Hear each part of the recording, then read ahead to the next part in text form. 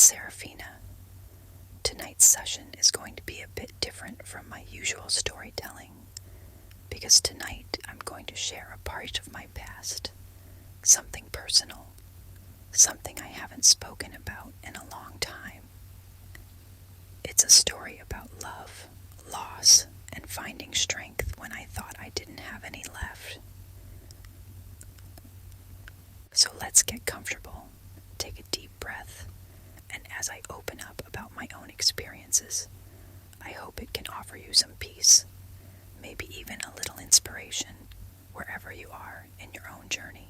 This story begins with me many years ago. Back then, I was different. I was more reserved, unsure of myself, constantly trying to meet the expectations that others had placed on me.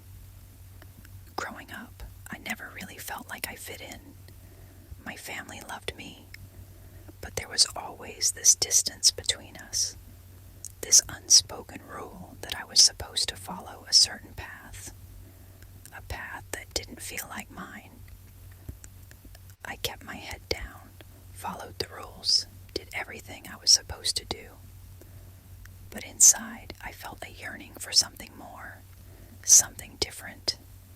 I wanted to live a life that was my own, not the one that had been mapped out for me. I just didn't know how to get there.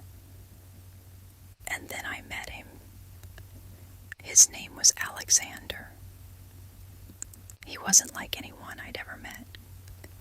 He was older, more experienced, and he had this quiet confidence about him, like he knew exactly who he was, even though he rarely showed his emotions. We met through work, and I was immediately drawn to him. He was distant, yes, but there was something about him that felt familiar, like he understood the parts of me that I didn't fully understand myself. At first, it was small things, conversations that would linger in my mind long after they were over, the way his eyes seemed to soften when we talked. It felt like I had found someone who saw me for who I truly was, beneath all the layers of who I was pretending to be. Before I knew it, we were spending more and more time together, and I started to fall in love with him. But it wasn't the easy, romantic kind of love you read about in books. It was complicated. There was a darkness in him, a sadness that I couldn't quite reach. He carried the weight of something from his past, but no matter how much I tried, he never let me in fully. I thought I could help him, that I could love him enough to fix what was broken inside him. But the more I tried, the more distant he became. I remember nights when I would lie awake, waiting for him to come home, hoping that this time things would be different. But they never were. He was a mystery I couldn't solve, a puzzle with too many missing pieces. I loved him so much that I started to lose myself in the process. I put his needs, his pain, above my own. I told myself that if I just held on a little longer, he would open up to me, that everything would get better. But deep down, I knew it wouldn't. One night, after another long stretch of silence between us, I finally broke. I told him how I felt, how lonely I had been, how much I needed him to let me in. I'll never forget the look on his face, surprised, almost as if he didn't realize how much I had been hurting. He told me he cared for me, that he didn't want to lose me, but he couldn't give me what I needed. There were parts of himself he wasn't ready to share, parts of his life that were too painful to bring to the surface. In that moment, I realized that I couldn't keep sacrificing myself for someone who wasn't ready to meet me halfway. It was the hardest decision I ever made, but I told him I needed to leave. I loved him, but I had to love myself more. Walking away from Alexander was like tearing out a piece of my heart. I didn't want to leave, but I knew I had to.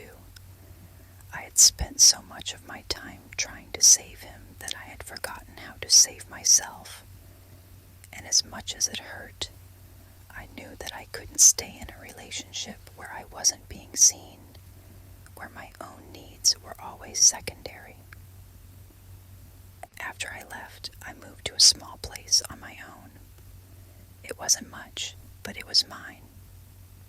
For the first time in years, I had space to breathe, to think, to figure out who I was without him. And as the days turned into weeks, I began to realize something important. I had been strong all along. The strength I found in myself during those months was something I never expected. I learned how to be alone, how to enjoy my own company, how to rebuild my life piece by piece. I started writing again, something I had always loved but had put aside during my relationship. I reconnected with old friends, spent time in nature, and slowly I began to heal. It wasn't easy. There were nights when I missed him so much it felt like a physical ache. But every time I thought about going back, I reminded myself of the promises I had made to myself, that I wouldn't settle for anything less than a love that made me feel whole. And then, one day, I received a letter from him. In it, he apologized for everything, for shutting me out, for not being the man I needed him to be. He told me that he had finally confronted his past, that he had started therapy, that he was ready to be open in a way he hadn't been before. I sat with that letter for a long time, unsure of what to do. Part of me wanted to run back to him, to pick up where we had left off.